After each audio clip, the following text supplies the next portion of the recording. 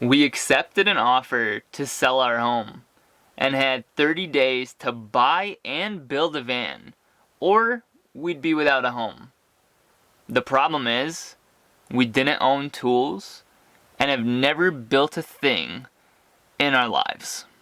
First things first, research. We decided to get ourselves a Ford Transit extended high roof. We got an empty cargo van, our blank canvas.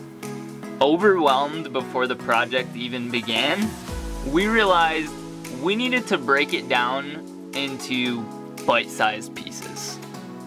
We learned about solar, 12-volt electricity, self-contained plumbing, and building in general.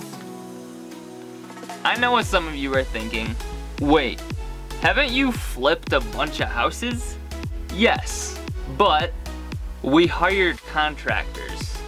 Plus, building a van is a completely different animal. The walls and ceilings are curved, everything needs to be self-contained, and withstand tons of movement and vibration on the road. Well, it's official. We just signed the closing documents selling our home. It's bittersweet. Step 1, plan layout. Step 2, research and start buying materials. We were in the beginning of a global pandemic, mind you. The world was completely shut down.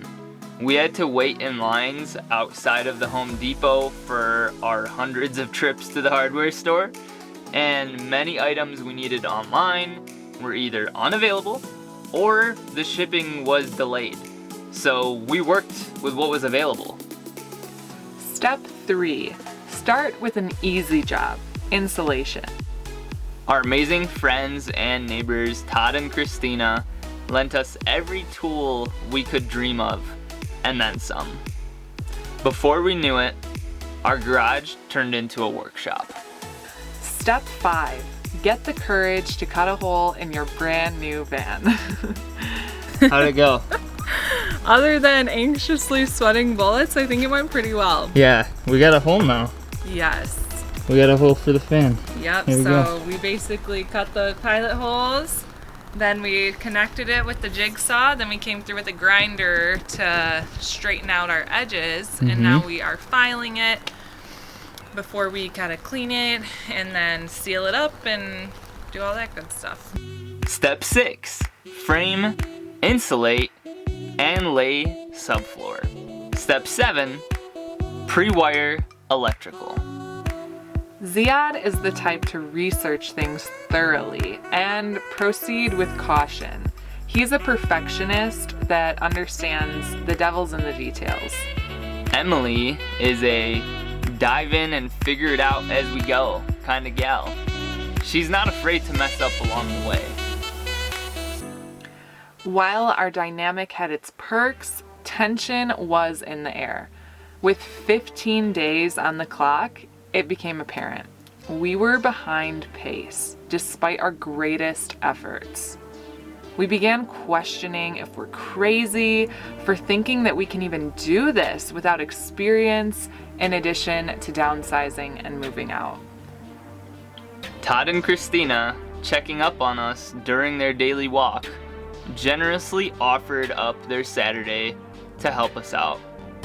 Todd installed our copper propane lines and led the way to get our first wall up. A productive day, and we were back on cloud 9. We were able to get the rest of the walls hung on our own over the next few days. Step 10, lay flooring. Step 11, hang ceiling. Step 12, build, paint, and install benches. Step 13, build, paint, and install cabinets. Time was running short. We were downsizing our belongings, selling items, and moving out. We needed to call in help from family. They helped us move out slowly but surely, filling cars and vans to the brim, helping us sort through what to bring, store, or donate. My parents lent a hand helping us hang our upper cabinets, a huge milestone. This cargo van is starting to look and feel like a tiny home. We still needed to plumb the van, get our appliances installed, install our countertops, and find a cushion solution for our couch to bed conversion, with only 4 days left in our home. We decided to use a lifeline and phone a friend. Our friend Max helped to plumb our van in a couple days' work. Reality sunk in. We needed more time. Ziad negotiated an extra 4 days in the house. Step 14, install appliances. Step 15, cut, treat, and install countertops. Step 16, finishing touches.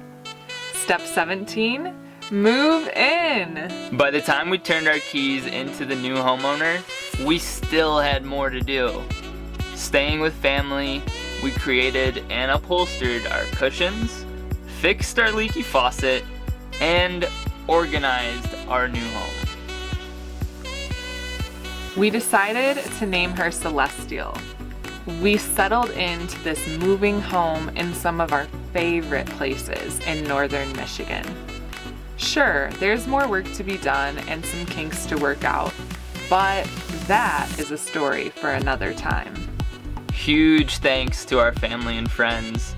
The love and support you provide truly helps us in realizing all of our dreams. Thanks for listening to our story. Please like, subscribe, and hit the bell. Tune in next time to see what happens in our maiden voyage in the van. We're down to 9%. Well, what about our food? The fridge is not gonna work. Oh man. We gotta plug in.